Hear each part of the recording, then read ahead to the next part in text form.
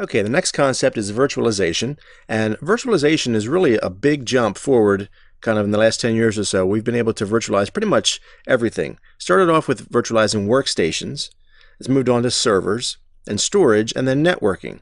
So all of the main areas within a typical IT department with a typical IT infrastructure have now been able to be virtualized, and there's a number of kind of major players in that space that you should just be aware of. I'm not endorsing one over the other, of course, but VMware, Microsoft Hyper-V, KVM, and Oracle all have their own virtualization platforms. And what virtualization really does, it takes the capabilities and the personality of a physical device and it converts it to a virtual representation.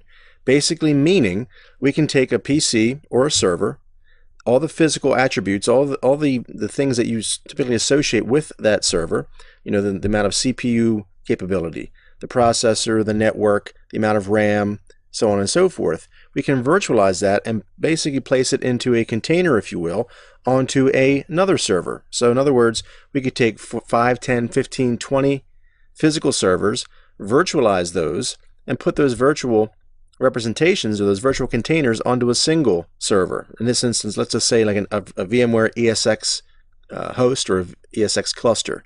So we could take a number of servers, put them onto one physical box. All right, so that's going to basically allow us to perform the same functions as the physical counterpart. It will lower our infrastructure costs because instead of having to buy 20 or 30 servers now, we can simply buy 20 or 30 licenses and put them on a single physical server or a cluster. All right, so we're going to lower infrastructure costs. However, you'll notice that we're going to increase licensing costs, the hypervisor license for those individual VMs. So here you see in a traditional server, we have the server at the bottom.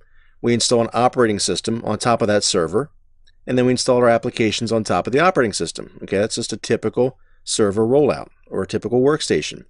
In a VMware or a virtualized environment, okay, it works basically the same amongst all of the virtualization platforms. We have our server or our cluster of servers. We're going to lay the hypervisor on top. In this case, in this example, it's VMware. And then on top of that, we're going to lay down individual VMs.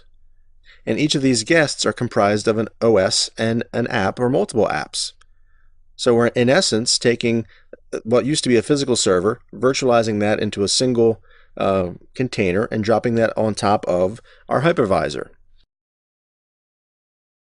So in this VMware example, we have an ESX cluster. Okay, you'll notice 4 servers in our cluster. We have our VMware OS on top of that. All right, it's a virtual symmetric multiprocessing operating system. You'll notice that we have, in this example, 4 VMs sitting on top of that. We have one with 4 cores, one with 1, 2, and then 1. So each one of our VMs are individual. Okay, they're distinct entities, just as if they were physical servers, and they can have their own number of processors, their own amount of memory, own amount of storage, so on and so forth. And we can dynamically dial that up or down. So if we find that we have a VM that's not really performing as well as it should, we can actually add more processors or more processing power or more memory to that VM dynamically. All right. In some instances, depending upon the software, it might require a reboot.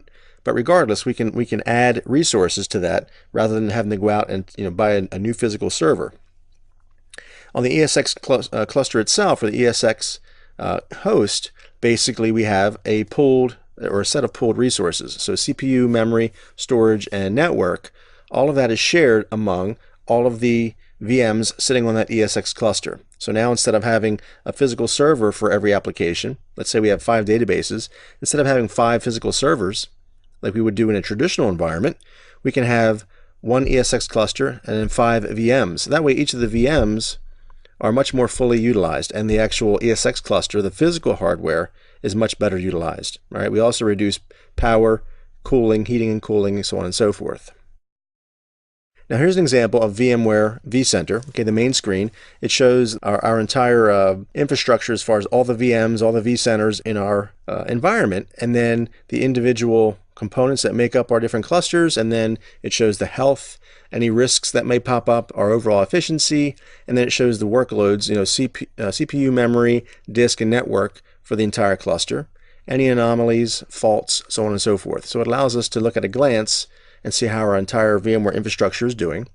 And we can also look at an individual guest. Okay, so we can highlight a server inside of there and say, okay, how is that individual VM operating, or how is it functioning? We can look at the workload, the CPU, memory, disk, and network for that individual guest, get our overall health, CPU, memory utilization, down to the to the point in time that we want to look at, or we can go back historically and say, well, this has been running kind of hot, say 2 a.m. to 4 a.m. each morning. We can go back and say, okay, what's going on at that point in time? It allows us to get a historical analysis of what's going on in our environment.